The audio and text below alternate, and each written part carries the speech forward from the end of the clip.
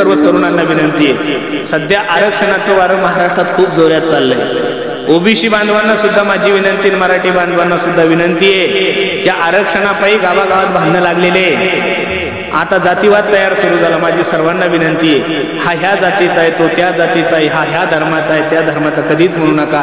अरे कधीतरी सर्वजण एकत्रित या आणि कधीतरी म्हणा मी हिंदू आहे, हिंदुस्तान माझा देश आहे, असं जर तुम्ही म्हणत राहिले। पहिलं भांडण हे आरक्षणासाठी होतं, आता जर लोकांचे भाषण ऐकले तर कोणी याला बोलायला लागलं, कोणी त्याला बोलायला लागलं, यांना आरक्षणाचा काहीच फायदा होणार नाही। सर्व तरुणांना मी वारकरी संप्रदायाचा प्रचारक म्हणून माझी विनंती आहे, कोणाच्याही भडकाऊ भाषणाच्या नादी लागून गाड्या फोडू नका। एक, सरकारी मालमत्तेचं नुकसान करू नका। दोन, स्वतःच्या जीवाचं काही करू नका। तीन, आणि तुम्ही जर आत्महत्या केली तर आरक्षण कोणासाठी घ्यायचंय?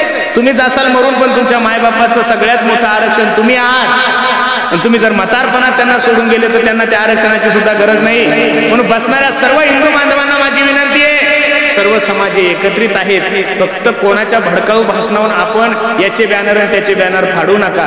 अरे आपण सर्वजण एकत्रित आहोत, असं जर प्रत्येकानं म्हणलं हा माळी आहे, हा वंजारी आहे, हा पाटील आणि धनगर आहे, तर उद्या कसं व्हायचं? एक गाव म्हणल्यानंतर त्या गावात कमीत कमी 50 जाती असतात। हे आरक्षण, माझी अशी इच्छा आहे सर्वांना आरक्षण मिळावं, पण वाद होऊन आरक्षण मिळता कामा नाहीये। ज्यांनी बीडचे घर जाळे, बंगले जाळे, त्या लोकांवर केसेस झाल्या। महाराज किती त्रास होतो ज्यांच्यावर केसेस झाले, त्यांना जाऊन विचारा। म्हणून तरुणांना माझी विनंती आहे, आरक्षणाला तुमचाच काय पाठिंबा आहे? सगळ्यात अगोदर संप्रदायाच्या वतीनं सगळ्यात प्रखड बोललेला महाराज जर कोण असेल तर पुरुषोत्तम पाटील आहे। महाराष्ट्रातल्या सगळ्या पुढाऱ्यांना एकेरी बोलणारा महात्मा जर कोण असेल तर मी आहे। पण मी खरं सांगू का, माझा जिल्हा बुलढाणा आहे। माझा जिल्हा कोणता आहे? आणि बुलढाण्यापासून गोंदियापर्यंत जेवढे काही लोक आहेत त्यांच्या दाखल्यावर कुंभी म्हणजे मी ओबीसी मध्ये आहे। कोणत्या समाजाचा आहे? पण ओबीसी असताना सुद्धा जरांगे पाटलाला मी पाठिंबा दिला का नाही? दिलाच ना महाराज। अरे एखादा गरीब माणूस एखाद्या गोर गरीबासाठी जर लढत असेल तर प्रत्येकाने त्याच्या पाठीमागे उभंच राहिलं पाहिजे। हा भारत देश जातीवाद नाही करत। अरे डॉक्टर अब्दुल कलामांना सुद्धा या देशानं देशाचं राष्ट्रपती केलंय, आमच्या मनात जात नाही हो। आम्ही जेवढं कबीर महाराजांना मानतो तेवढंच तुकोबरायांना मानतोय। आम्ही जेवढं छत्रपती शिवाजी महाराजांना मानतो आम्ही तेवढंच अहिल्याबाई होळकरांना सुद्धा मानतोय। आम्ही जेवढं ज्ञानोबरायांना मानतो तेवढंच आम्ही भगवान बाबांना सुद्धा मानतोय। पण या भडकाऊ लोकांच्या नादी लागून तुम्ही गावागावात जातीवाद करू नका। माझी सर्व तरुण बांधवांना विनंती आहे, सर्वांनी एकत्रित या, तुमच्या हक्काचं तुम्हाला भेटणारच आहे। आणि आमची तरी कुठे इच्छा आहे, कोणाच्या ताटातलं खाऊन कोण सुखी होणार आहे महाराज? फक्त त्याच्यातला उद्देश एकच आहे की गोरगरिबांच्या मुलांचं कल्याण व्हावं, गोरगरीब मुलांचं काय व्हावं, चांगलं व्हावं, याच्यासाठी ही लढाई आहे। म्हणून सर्वांना माझी विनंती आहे, आज तुम्ही मी गाणं म्हणल्यानंतर जसे एकत्रित राहिले त्याच्यापेक्षा एकत्रीकरण तुम्ही सप्त्यासाठी दाखवा। हे आपल्या सप्त्यासाठी सुद्धा सर्वांनी तन मन धनानं मदत करा। नुसते आकडे नका सांगू, जेवढे आकडे सांगितले तेवढे पैसे सुद्धा देत चला, नाही तर गारपीट व्हायला परत उशीर लागणार नाही। बरं, माणसाने देवाचं आणि भावाचं कधीच खाऊ नये। माणसाने देवाचं आणि भावाचं कधीच खाऊ नये। जो देवाचं खातो त्याच्या डुंगणाला केस तुडवतात महाराज, असे लय लोक पाहिले मी, अजिबात नाही। देवाचं कधीच खायचं नाही महाराज। लोक देवाच्या दारातल्या चपला चोरतात, कुठं फेडसाली रुपा? अरे त्यानं सगळं दिलेलं आहे तुम्हाला आणि तुम्ही त्याचंच खाता।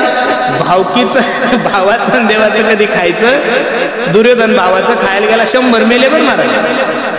म्हणून भावाचं कधी खायचं नाही, देवाचं कधी खायचं नाही। सर्वांनी एकत्रित या आणि हा सप्ताह किती सुंदर होईल। अख्खा महाराष्ट्र आपल्या सप्त्याचा आदर्श घेईल। अरे आजच आदर्श आहे, एवढ्या चिखलात सुद्धा माझ्या 5000 भगिनी बसलेल्या आहे, हा महाराष्ट्रासाठी आदर्श आहे महाराज। काय आदर्श आहे? म्हणून सर्वांना माझी विनंती, सर्वांनी एकत्रित या। जीवनामध्ये छत्रपती शिवाजी महाराजांचे लाल दुपट्टे गळ्यात घातले, छत्रपतीचे लाल दोरे बांधले म्हणजे तुम्ही राजांना आहे? अजिबात नाहीये। राजाचं नाव गाडीवर टाकतात, छत्रपती शिवाजी महाराज तुम्ही परत जन्माला या, आणि गाडी बिअर बारवर लावता। लाज वाटली पाहिजे तुम्हाला। अरे छत्रपती शिवाजी महाराजांचं जर नाव गाडीवर टाकायचं असेल, छत्रपती शिवाजी महाराजांचा फोटो जर तुम्हाला गाडीवर लावायचा असेल तर तुमची गाडी सुद्धा अयोग्य ठिकाणी उभी नाही राहिली पाहिजे। त्याची दक्षता सर्व हिंदू बांधवांनी घेतली पाहिजे महाराज। अरे छत्रपती काही हा पुढारी नाहीये, छत्रपती काही एखादा राजकारणी माणूस नाहीये। माझे छत्रपती शिवाजी महाराज या देशातल्या छत्रपती शिवाजी महाराज या देशातल्या मुलांचा आदर्श आहे. महाराष्ट्रापुरतं द्या सोडून, मराठ्यापुरतं द्या सोडून, भारतापुरतं द्या सोडून, या जगात सुद्धा माझ्या छत्रपती शिवाजी महाराजासारखा राजा परत जन्माला येणार नाही, एवढं चांगलं कार्य माझ्या राजाचं. म्हणून काका महाराष्ट्र मोठ्या प्रेमानं म्हणतो, हो माझ्या राजा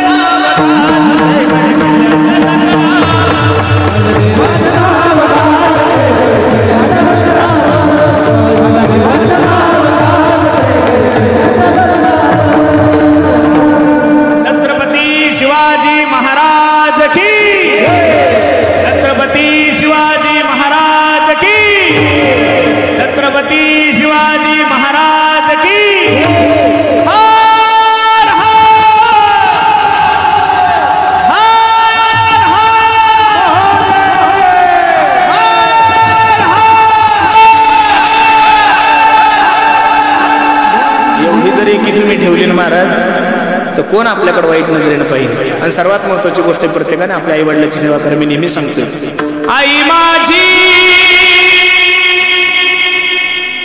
मायेचा सागर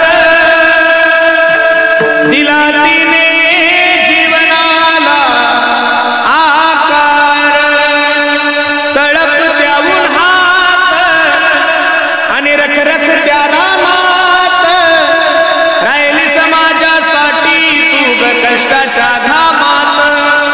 कधी मिळेल मुठभर घास, कधी घडे तिला उपवास, ओल्या मातीतून चालताना तुडविले काट्याचे फास. आई माझी मायेचा सागर दिला तिने जीवनाला आकार, नभीची चांदणी तू ग चंदराची पोर, शीतल तुझी छाया मला हवी जीवनभर. तुझ्या शीतल छायेमध्ये उभं आयुष्य जगेन, आई देवापासी मी ग, आई तुलाच ग मागेन. आई माझी मायेचा सागर दिला तिने जीवनाला आकार.